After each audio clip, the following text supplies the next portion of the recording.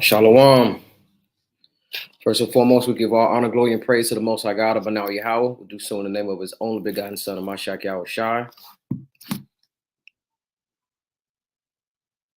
Share the video, like the video. If you haven't already, subscribe to the channel, hit the notification bell. You get the notifications when we go live and post new content. It's so crazy, man. Like, shalom, my brother Marcus G. It's a beautiful thing, man. You get on your live, and you see people already interacting in the comment section, and everybody's greeting each other, everybody's familiar with one another. That's a beautiful thing, and that's something that I'm glad to see this platform being able to produce. The familiarity, the family orientation.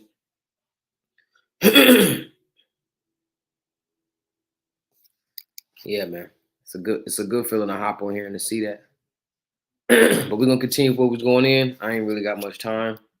Deacon's going on at 3. Like I said, guys, man, I'll just try to make sure I tap in every day.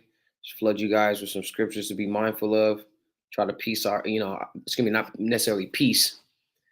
We are, but more so building piece together for the purpose of building up our understanding, so that we can just ground ourselves more in the understanding of the scriptures, because the heat's being turned up on both sides of the scale. On the side that's trying to pull us away from the truth, and on the side of us promoting and bringing more people to the truth. And the stronger that we make you guys, the stronger that this message is. And something that I've spoken on the last 2-3 days. Well, this will be the third day I've spoken on it. Just the tension that's rising up in Israel right now. It tends to breed a negative image as to what we're doing. We're already, starting behind the line just because of what we're teaching. The opposite side of the loving part of the Most High God, which a lot of times, growing up, you don't hear those things. Those things aren't mentioned to us. They're not, ingrained into our head. The judgments of the Most High God, the wrath of God, the fury of the Most High. I told you guys a brief story. I was talking to a sister, and she just says the more she gets involved and the more she grounds herself in this truth, especially how she deals with her husband, she's like, it's tough. And I don't tell you guys that to discourage you. I tell you guys that because this is something that is just not a walk in the park. Eventually, it does get easier, especially the more you work, the more you engraft yourself into the ways of the Most High God. It definitely gets a lot easier, and you more so. The easiness comes with the confidence that you build with following the law, statutes, and commandments, understanding the Most High, trusting the Most High. You gain more confidence. And I think that's really what happens as you grow. Things that was once tough and difficult for you, you're now able to do with ease. It's not that the situation is less difficult than it was when you started. It's just that you are now stronger. You are now more grounded. You are now more acclimated and involved, and it becomes fluid to you. It becomes natural for you to do it, and that's just that transformation, and allowing the Most High to mold and to scope you, and if anybody's ever, I tell you guys, for those of you that have been watching for some time, you hear me talk about little fetishes and things I'd be watching on YouTube. It was one time where I was just sitting there watching a whole bunch of nasty street food videos. It was crazy. Abominable foods, but it was just like in my mind, I'm just so kind of astonished, like how are we, our people getting caught up into this, being convinced that this is some sort of, delicacy. But on top of it, I found myself watching wood carving videos, right? Where they take this, big tree stump, this big block of, like I said, it's like a tree stump. It's like maybe this big, but it's ugly. I mean, it's got, mold and it's one part of it is wet and the other part. And they sit here and they'll shave it down. They'll, you know, carve this piece of wood into, a beautiful masterpiece, whether it's like a vase, whether it's some sort of, figurine that they've created. I mean, it's nice, especially when they sand it down at the end, polish it at the end. It's exactly the same process that we go through coming into this truth as we transform, as we renew ourselves, as we start to align ourselves with the Most High. And just at the beginning, when it's in its beginning stage and it's just they just took it out of the woods, it looks bad. And as they start to chip away at it, it's messy, and you can kind of tell that it seems really dangerous. You gotta have your your eye protection and all those different things. So when I see it, I just kind of recognize, like, man, that's exactly what it's like coming into the truth. This is exactly what it's like transforming, renewing yourself, and submitting yourself to the ways of the Most High God. Getting that issue again. Turn my phone.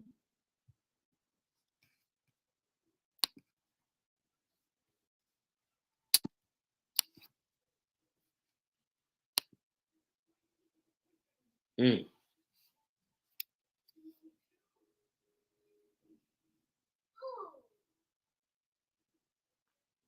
Yeah, you seeing those masterpieces being sculpted out of a half rotten tree stump. What's up, baby? Okay, keep that door open when you go. Um, but just imagine just imagine Joe, open that door. Yeah, leave that open. Go ahead. Imagine the masterpiece that you are hoping that the Most High churns you into, right? Or turn or churn. Okay, just imagine the type of masterpiece you want to be. And when we hear these scriptures, man, it really puts a spirit on me. I know for myself, when I read these scriptures, it just kind of puts it in perspective for me, like, man, the Most High really is disappointed us. We really been dropping the ball. And then it also, somebody in there, you went. Okay, lock the door. It really puts it in my mind how we've been dropping the ball, but it also gives me an idea of exactly what the Most High wants out of us. All the times where he points out and rebukes us for the things that we're doing, it's he's also telling you, right there where you went wrong and where you could have done right, you know. And most of the time he's telling us, turn to him and serve him with all your heart and with all your soul. Understanding that, it paints you a picture of the masterpiece, and then you find, ways in which you can get yourself there. It's difficult, it's going to be grueling, it's going to be painful, it's going to be agonizing, but the spirit, Lord willing, the Lord gets you through it and he continue to work with you. Man, this signal is just giving me trouble, and I don't know why. I don't know why.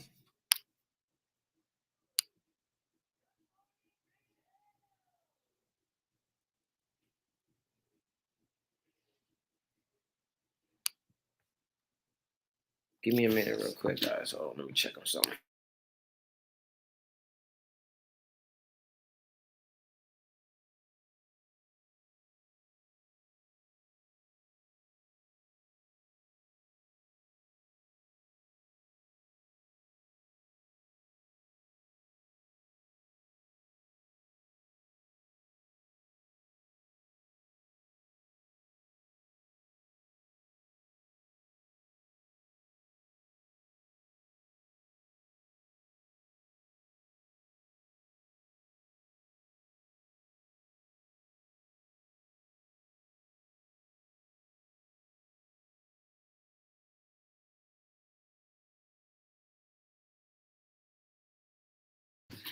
Like I said, I don't know what the deal is. I think I just got an old device.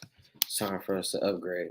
But again, that's the same thing, man. We got to deal with all type of BS. We got to deal with all type of inconveniences, and it's just all for us to just keep pushing and going on, man. That is the churning. Once you kind of when you see it, like I said, big ugly tree stump. It's just it's horrible. It's like, what are you finna do with this?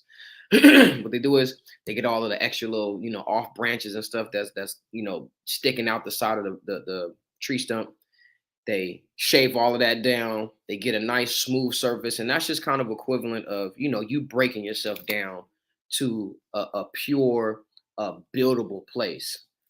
Getting rid of all of the filth, getting rid of all of the excess outer filth, and bringing yourself down to a clean place. And then from there, the Lord can then start to scope you into who He wants you to be for Him and how He wants to utilize you. This is why some people go off into different directions. Some people get heavily into prophecy. Some people get heavily into, law.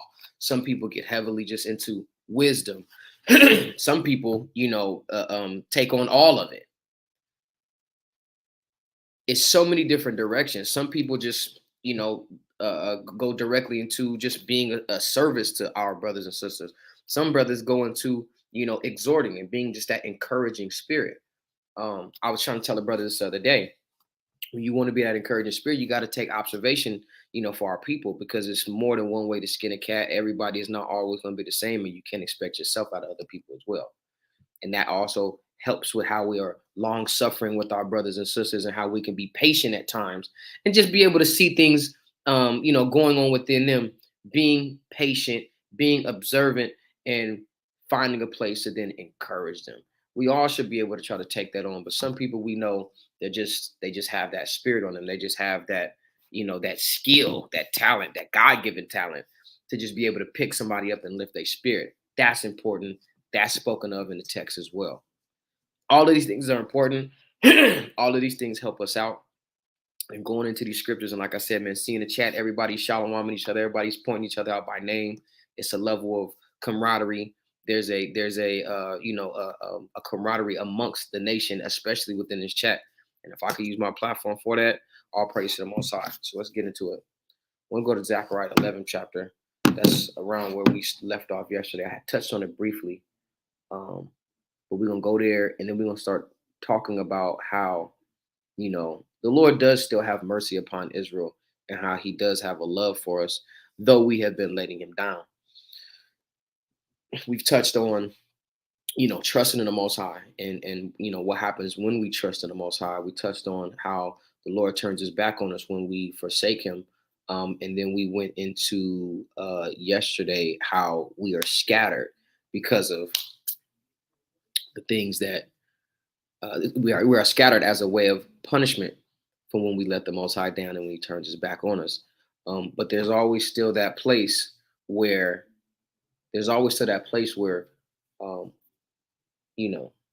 we remain special. We were in, like I said, that special place in the Most High heart that He has for us, that no matter what we do, we'll always be, His first love. You know what I'm saying? We'll always be His first love. And everybody know how it is with your first love. It's just like, you ain't worth a dime, but I wouldn't sell you for $1 million. That's how the Most High feels about Israel. We ain't worth jack, shit. We ain't worth nothing. Yet He still holds on to us, and He still makes good on His promises. He still, is true and honest to the love that He has. And that's something that is most important. We got to recognize that about each other. And we have to recognize, that about the Most High, and to just continue to make an effort to push and to showcase that we deserve that love, right? We don't never want to make the Most High feel stupid for loving us. And this is the approach, not that He'll actually feel stupid, but this is the approach that you must take, with serving the Most High. You don't never want the Most High. Just imagine the Most High up there with His buddies and His friends, and He want to be able to brag about His wife, right? Israel is the wife and the bride of the Most High God, right? This is it's a comely and delicate woman that He likens us unto, and if He want to be up there, with His buddies, bragging about His wife and how she takes care of everything, she do what she told, and she do what she need to do. You want to bring that type of spirit, and you want to be able to have the Most High be able to brag about it.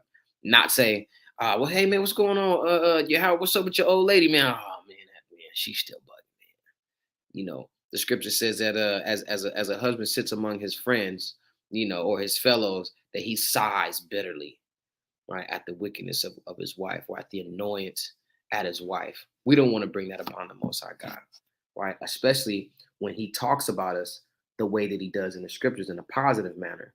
We want to be able to keep getting those type of praise and that type of love. Let's get to Zechariah the 11th chapter. I'm gonna start from the fourth verse.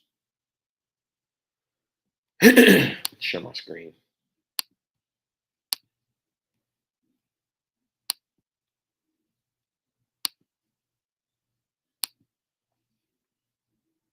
My endless love. That's how the Lord feel about Israel. Start at verse 4. It says, Thus saith the Lord, thus saith Yahweh my God, feed the flock of the slaughter. So, why are we the flock of the slaughter, and why is he commanding, his prophets to feed us? Or excuse me, why is he commanding his flock to feed? I mean, why is he commanding his people to feed the flock of the slaughter? We are the flock of the slaughter. We are the ones set up and are encouraged to do things that's going to lead to our destruction, right? So the way that you feed the flock of the slaughter is, again, encouraging, exalting, and comforting this flock with the scriptures and trying to steer them away from the destruction that they're headed towards, And one of the things we suffer is in verse 5, whose possessors slay them. That's something that we're suffering. That's why we need comfort from that. That's why we need encouragement, from that reality. Waking up, recognizing that you could walk out your home, on your porch, on your front door, you can sit here and be killed, not only by your enemies who brought you over here, chained you up, and force you to work on plantations, and then let you off of the plantation and put you in a neighborhood, where they were going to heavily police it and try to scrutinize and test you know, test who you are every single day, not just by them, but by your own people. You have to wake up every day going out hoping that you don't get a phone call that one of your friends or one of your family members have been gunned down, or one of your friends or your family members have overdosed. One of your friends or your family members have been locked up for something dumb that they did, and now they're facing life in prison. And depending on what state you in, might even be capital punishment, right? Whose possessors slay them and hold themselves not guilty. We go over this a lot. We're gunned down, we're hunted, we're attacked, and no retribution for it, right? No recompense, no payback. And this is something that we also emphasize when we come into this truth, which is a reality that you have to recognize. It's a blessing, but then it also becomes a curse, because it's like, yeah, the Lord is bringing judgment on this place, and that's a beautiful thing. That's something that encourages us. That's something that gives us hope. But then when we recognize who might receive that judgment outside of our enemies, it's a lot of our loved ones going to receive that judgment. It's a lot of our close family members that's going to receive that judgment. That's important. And that's where you kind of, again, the Lord is slowly chipping away. Sometimes people don't even make it past that cleanup process, right? Just getting it down to a clean base so that I can just form it the way that I want to. And first, you got to get that filth off. Some people don't make it past that. Some people like the filth. Some people prefer the filth. We don't. It says, Blessed be Yahweh, for I am with, and excuse me, we'll start back from the top. Whose possessors slay them and hold themselves not guilty. And they that sell them say, Blessed be Yahweh, for I am rich. And their own shepherds pity them not. Our leaders, the ones who are supposed to be feeding the flock of the slaughter, they pity us not, right? So where they were supposed to have care and compassion for us, they didn't. They turned around and, almost encouraged and helped us go further away from the Most High rather than turning our minds back to Him. It says, For I will no more pity the inhabitants of the land, saith the Lord, but lo, I will deliver the men, every one into his neighbor's hand, into the hand of his king, and they shall smite the land, and out of their hand I will not deliver them. Now, this is what's so crazy, because the Lord says, For I will no more pity the inhabitants of the land. See what it says in another translation. Likewise, I will no longer have pity on the people of the land, says the Lord. It says, I will let them fall into each other's hands and into the hand of their king. They will turn the land into a wilderness, and I will not rescue them.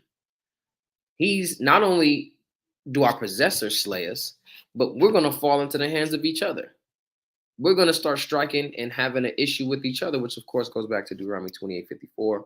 Our eye was going to be evil towards our brother. So again, it just goes into the example that I just gave. You walk outside, whether you got a house, you walk out on a porch, whether you got an apartment, you walk outside, whether you in a in a building and you walk out into the hallway, you are suffering or you are subject to be killed at any given moment. And that is a burden we carry.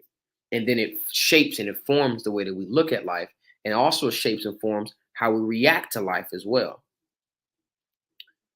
Trying to get to the point where right here in the CSB it says, for I will no longer, excuse me, CSB, indeed I will no longer have compassion on the inhabitants of the land.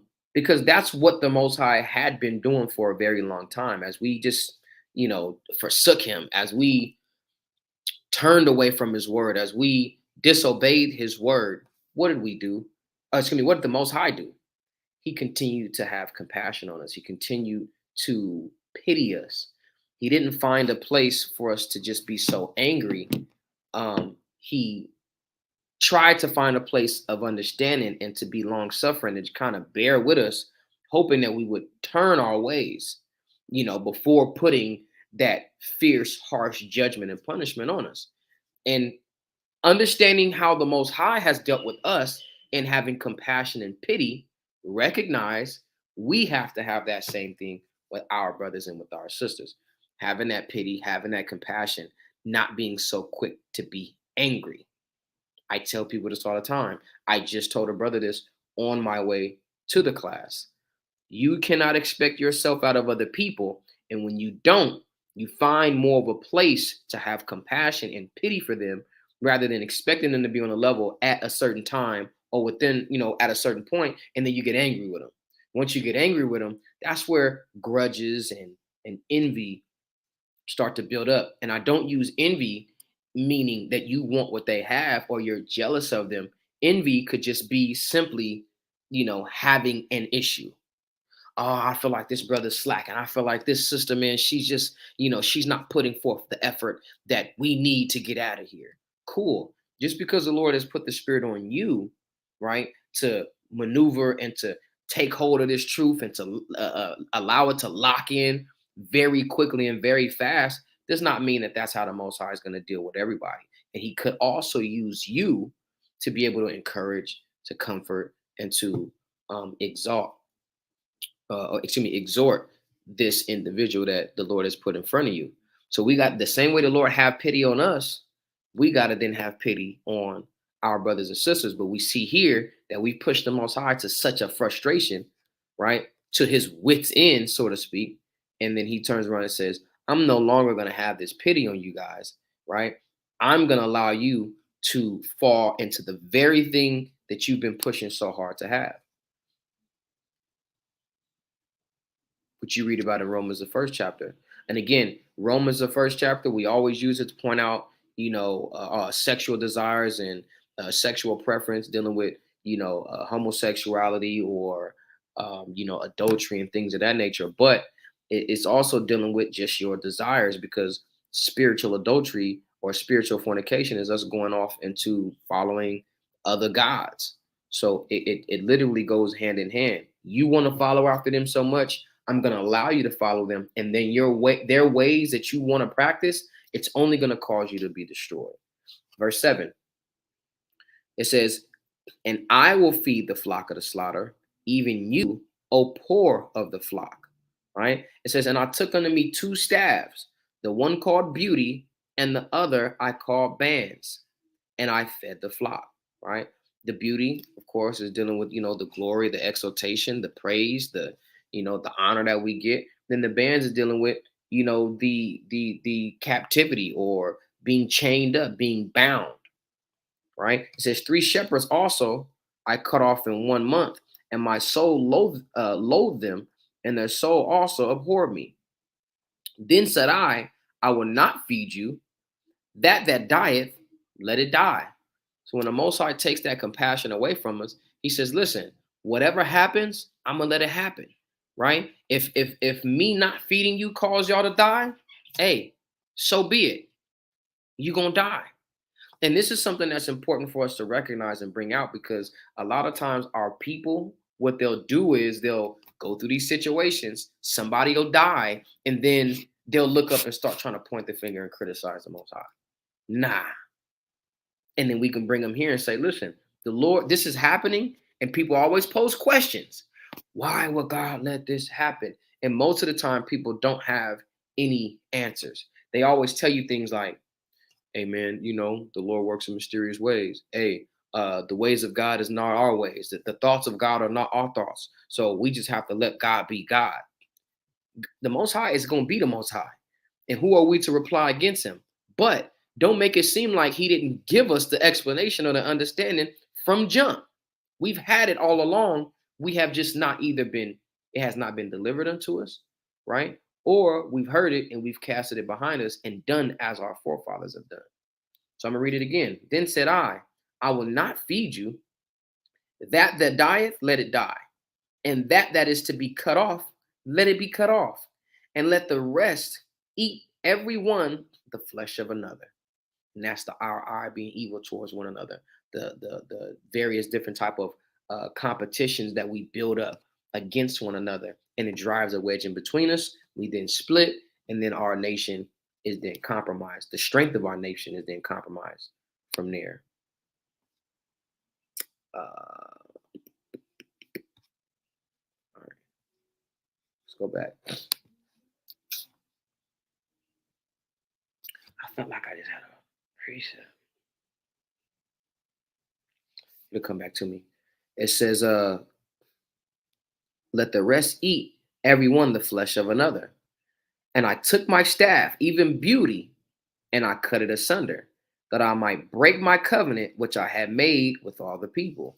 And that's another, somebody just spoke about a harsh reality in the chat. And that's another harsh reality, that the Lord brought things upon us, right? That was indicative of this covenant, this agreement, which is where that love, which is where that compassion, which is where that mercy comes from. He started treating us as if this thing doesn't exist anymore. It's broken, right? And that's where he took the beauty away from us. That's what I wanted to get to. Lamentations 2. Lamentations 2:1. How hath the Lord covered the daughter of Zion with a cloud in his anger, right? He's covered us with this cloud. How?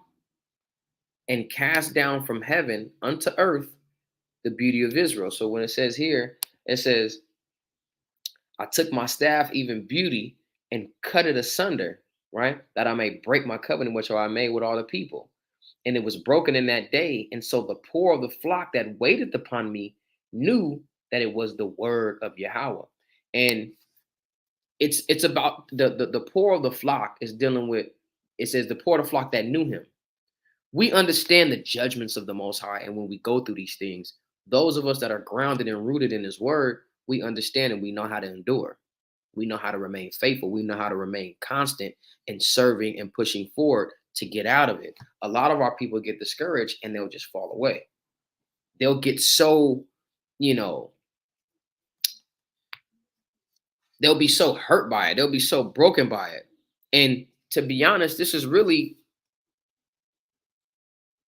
the plan of the Most High from the get-go. This is really the whole scheme and the whole plan of things, especially when we get into Zechariah, the 13th chapter. We always go to it in terms of referencing the 2/3, but why? Because they were not tried by the Spirit. They being tried by the Spirit, they were broken. And it shall come to pass that in the land, that in all the land, saith the Lord, 2 parts therein shall be cut off and die, but the third shall be left therein. It says, and I will bring the third part through the fire. That third part that's coming through the fire, that's the poor, right? The poor of the flock that waiteth upon me. They knew what the word of the Lord said, and they remained faithful. So as they do that, it says the Lord brings that third part through the fire, and I will refine them as silver is refined, and I will try them as gold is tried. They shall call on my name, and I will hear them. I will say it is my people, and they shall say Yahweh is my God. Right? And it's so funny because I said it's two things that we suffer. Either we've never heard it, or either we've never heard it, or we hear it and then cast it behind us as our forefathers did, right? So it's so funny when we get into Zechariah, the 13th chapter, it says, they shall call on my name and I'll hear them as he brings them through the fire. This is why it's important for us to receive this truth, receive this understanding, be grounded, and then be a light unto others. I cannot stress it enough because you play a big role in what we're trying to do. This is not just a situation where, chief, captain, deacon, Hassad, Sergeant Yatab, Sergeant Bazak, Sergeant Shamar. It's not that, oh, we just sit up here and put all of these scriptures together for you guys. Y'all come and listen, and then that's it. No, you guys come and listen so that you can take this understanding and go and build and yield fruit from what we bringing out to you guys, right? How about Shem Yashar Barakatah the water to my brother Deacon, man. All right. Hey, Deacon, this is just, the opening act, man. You know what I mean? I'm getting the stage ready. I'm getting the stage prepared and hot for you, right? The opening act for that 3 o'clock jam session he finna bring on, right?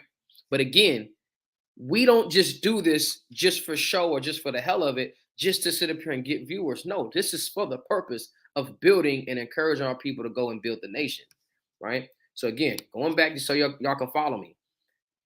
Those that were going to be brought through the fire are the poor, right? That knew or that waited for the Most High and that knew the word of the Lord. How they going to know? They're going to call upon the name of the Lord and he's going to hear them. And how they going to hear him? Right? For whosoever shall call upon the name of the Lord shall be saved. So this is something that's important. We see these things iterated, and used to describe and to speak on our salvation and how the Lord is going to deal with us. But it's not just a matter of whosoever shall call upon him, right? Because it says, how then shall they call upon him whom they have not believed? We got to gain an understanding and teach our people and breed believers. But how shall they believe? How shall they believe in him of whom they have not heard? A lot of times our people look at us in amazement. They say, I've never heard none of this. They'll look at you and say, and almost dispute or almost, turn their eye away from what it is you're talking about simply because they've never heard it before.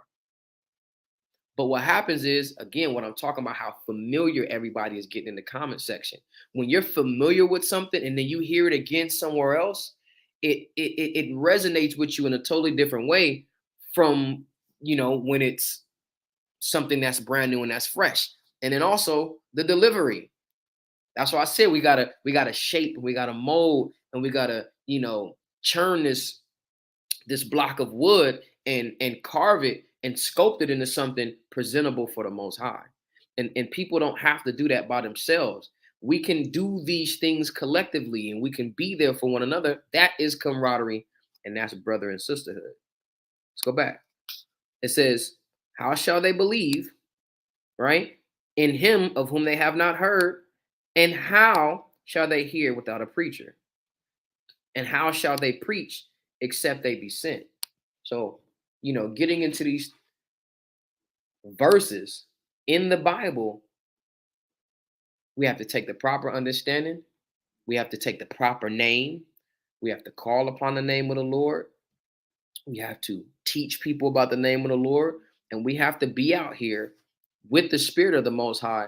Otherwise, we can't call ourselves sent by the Most High. And if you're not sent by the Most High, then that seed that you're trying to plant is not going to bear any fruit. And that's a problem, right? Let's go back to Zechariah 11. It says, and I took my staff, even beauty, which is dealing with what? Which is dealing with our glory, our honor. I want to finish this in Zechariah as well. Lamentations as well. It says, how hath the Lord covered the daughter of Zion with a cloud in his anger and cast down from heaven unto earth the beauty of Israel, and remembered not his footstool in the day of his anger, right? Where the Lord had rested in Israel. The Lord have swallowed up all the inhabitants of Jacob, and have not pitied. He hath thrown down in his wrath the strongholds of the daughter of Judah. He hath brought them down to the ground. He hath polluted the kingdom of the princes thereof. He hath cut off in his fierce anger all the horn of Israel. He hath drawn back his right hand from before the enemy. He hath burned against and he burned against Jacob like a flaming fire which devoureth round about. You guys can read Lamentations, the second chapter. Just read the whole book of Lamentations, right? Because it goes into a lot of, the anger of how the Lord felt about us. Let's go back to Zechariah 11.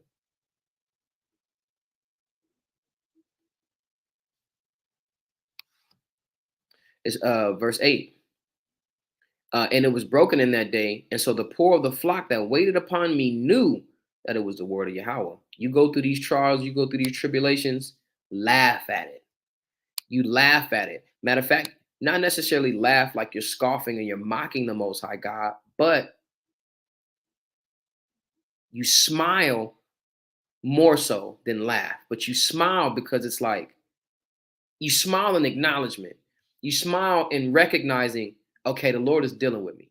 He's working with me, right? Because my anger, the anger of the Lord was provoked enough with what I was doing that he's taking me through something so that I can wake up and I can realize something, right? I can now, it's like the Lord gives you the cheat sheet. If you going off and he'll trip you like, you'll stumble. He's like, don't go there.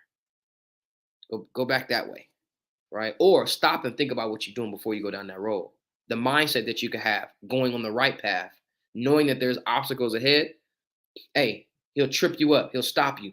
Think about what you're doing. Think about the objective. Think about your motivation and your desire as you're embarking on this path here. This is why in Sirach, the second chapter, it says, when you come to serve the Most High, get your mind right.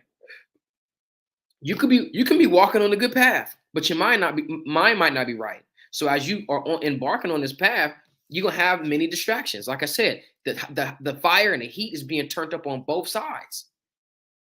The side that's trying to bring you further into this truth, get you more grounded and rooted in this truth, and there are people working tirelessly and effortlessly.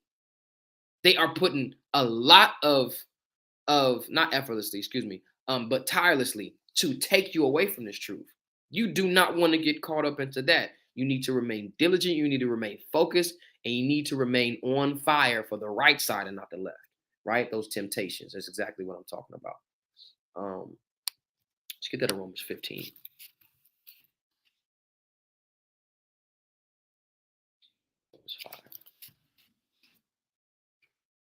Romans 5, it says in verse 3, and not only so, but we glory in tribulations also, knowing that tribulation worketh patience, and patience experience, and experience hope, and hope maketh not ashamed, right? You're not going to be ashamed by this tribulation that you went through, that you got patience and hope from. You're not ashamed by that. It says because of the love of God is shed abroad in our hearts by the Holy Spirit, which is given unto us, right? So when you go through that, you know that it's the work of the Most High God. And because you know that, you're now humbled and you're not able to react, and you're not able to utilize that humility and that tribulation to benefit you rather than for you to make excuses to continue to do wickedly, right? Verse 12, and I said unto them, if you think good, give me my price, and if not, forbear. For they weighed, it says, for they weighed for my price 30 pieces of silver. Verse 13, and the Lord said unto me, cast it unto the potter a goodly price that I was priced out of them. And I took the 30 pieces of silver and cast them to the potter in the house of Yahweh. Verse 14, then I cut asunder mine other staff, even bands, that I might break the brotherhood between Judah and Israel. So even in the Lord's anger, and even in the Lord removing that pity from his people, it was designed to do what? To break us up. So now it's not to say, oh, well, the Lord is doing it, so, ain't nothing we could do. No. The Lord is utilizing your behavior, and the things that you desire and the things that you want to do, and allowing you to go into those things to break this brotherhood up. So if you recognize that what you're doing is driving a wedge between you and your brother, building a grudge, building jealousy, building envy, that is a clear indicator, okay, this is probably not what should be done. And again, it just takes you seeking and meditating on the law, statutes, and commandments and renewing your mind for you to recognize that. The Lord, remember, the Lord is just allowing us now to go over into our vain imagination to give us over to our ruin. So when you come up with an idea, it's almost like the Lord is giving you a filter. He's giving you, a cheat sheet. He's giving you a guideline. If you do this, it's going to promote this. If you're doing this, it's only going to promote the brokenness of the brotherhood or the sisterhood. Simple. It's like the easiest thing in the world. And the Lord said unto me, take unto thee yet an instrument of a foolish shepherd. If what you're doing is breaking up the brother and the sisterhood, you're taking on the instrument of a foolish shepherd. Don't take on that foolish instrument. Find the instrument that's going to bring you guys together. Find the instrument that's going to breed camaraderie and brotherhood and not breaking that apart. Verse 16, for lo, I will raise up a shepherd in the land which shall not visit those that be cut off, neither shall seek the young one, nor heal that that is broken, nor feed that standeth still, but he shall eat the flesh of the fat and tear the claws in pieces. Woe to the idle shepherds that leaveth the flock. The sword shall be upon his arm and upon his right eye. His arm shall be clean, his arm shall be clean dried up, and his right eye shall be utterly darkened. He's not going to be provided with anything that's going to lead, it's going to assist, it's going to help, it's going to bring us back together.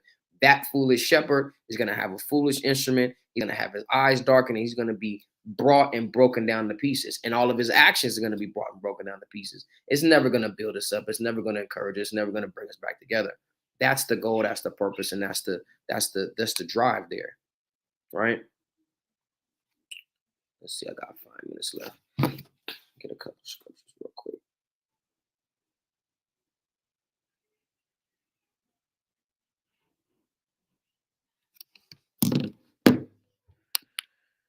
Okay.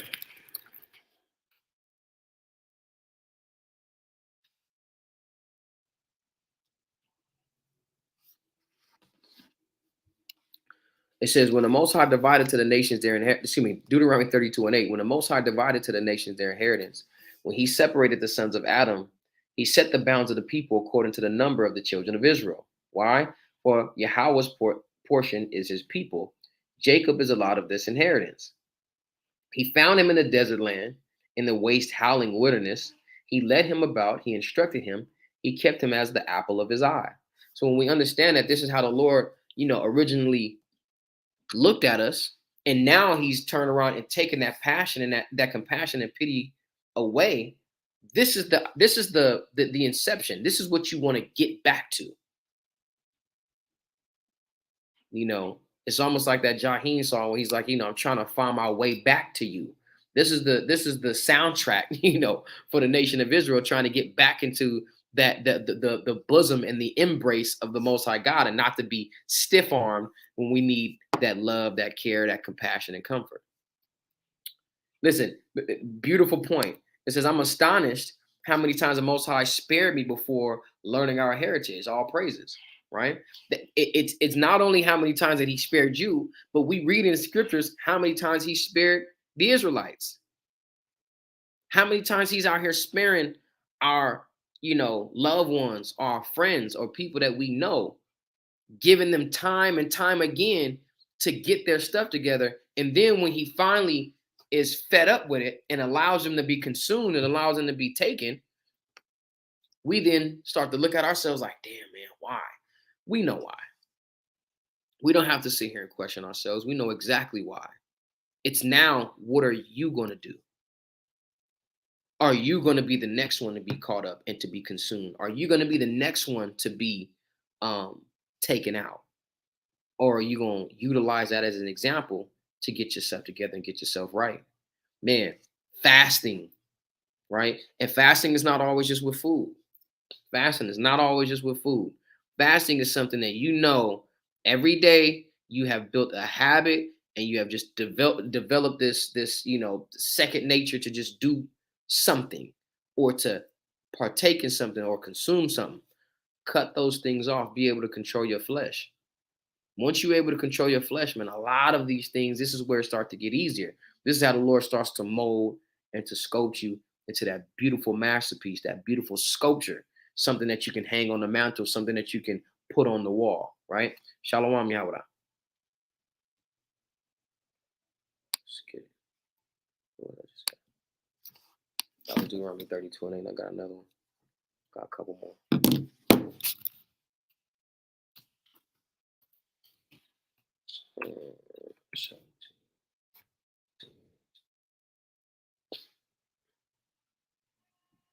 Watch this. Psalm 17:7. It says, show thy marvelous loving kindness, O thou that savest by thy right hand them which put their trust in thee, from those that rise up against them. This is the position that we've been in. We need to put our trust in the Most High because we are being risen up against, right? And we have been being risen up against for a very long time. So we got to put our trust in him so that he can show us his marvelous loving kindness. Keep me as the apple of thine eye, or out of the apple of the eye. Hide me under the shadow of thy wing.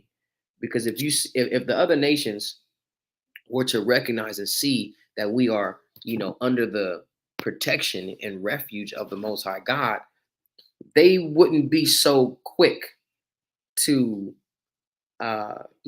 persecute us the way that they do.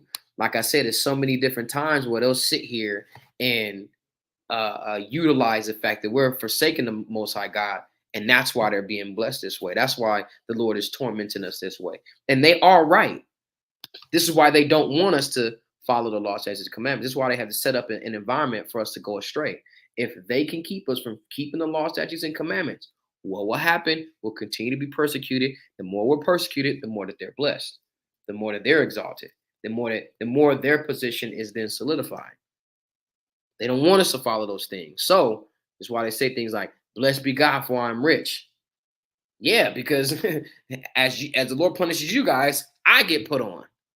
We don't want that. Right? Let me get one more before I get up out of here. I know Deacon finna start.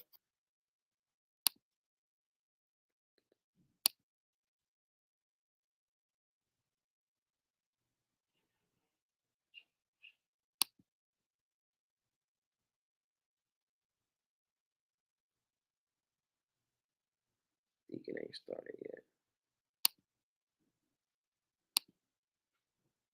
All right. Yeah, Deacon ain't started yet. So let me get another one.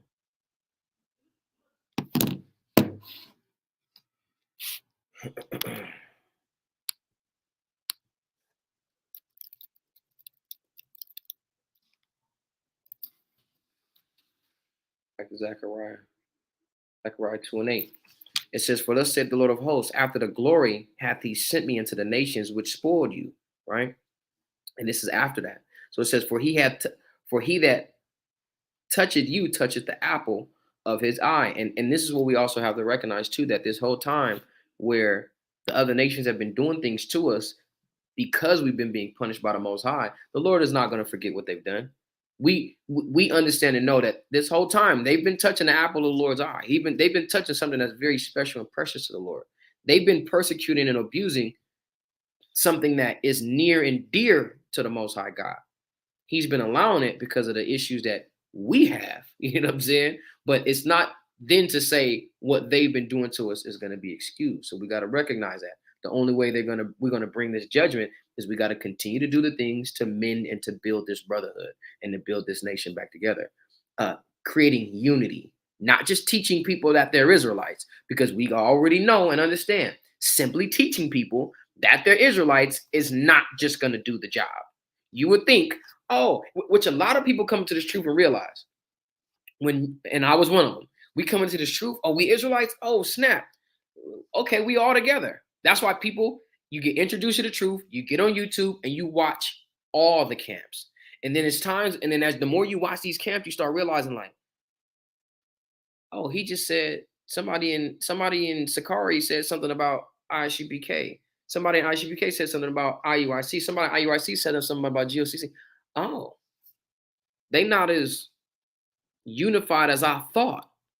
So we recognize this work is more than just teaching our people that they're Israelites. It's also showing and being an example unto them as to how we're supposed to treat one another and conduct these things. Once we build that unity back together, as well as the knowledge of who we are, as well as encouraging us to stay in the law, statutes, and commandments, then all of this stuff will start to, unfold in terms of the judgment, the prophecies, the destruction, the downfall of our enemies and everybody that has had a hand in persecuting us, right? So let me get this again in Zechariah 2:8. For thus said the Lord of hosts, after the glory hath he sent me unto the nations which spoil you. For he that toucheth you toucheth the apple of his eye. For behold, I will shake my hand upon them, and they shall be a spoil to their servants, and ye shall know that Yahweh of hosts have sent me. This is what we come out here to teach our people. This is the message. This is the understanding. It's no different in this time than when you get into the New Testament, which is literally supposed to strengthen this message here. It's supposed to strengthen it with an actual Savior that gives us the ability to start fresh, start new on a clear and a fresh path.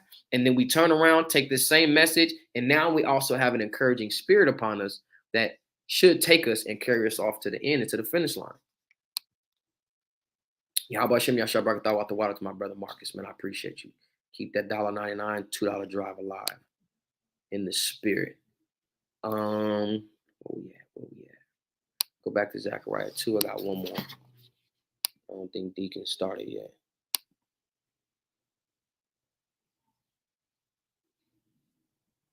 He's about to go on, so let's see something. I got 23 seconds. Let's bring out a scripture, and then we're gonna pass it. Everybody go on over to Deacon's page.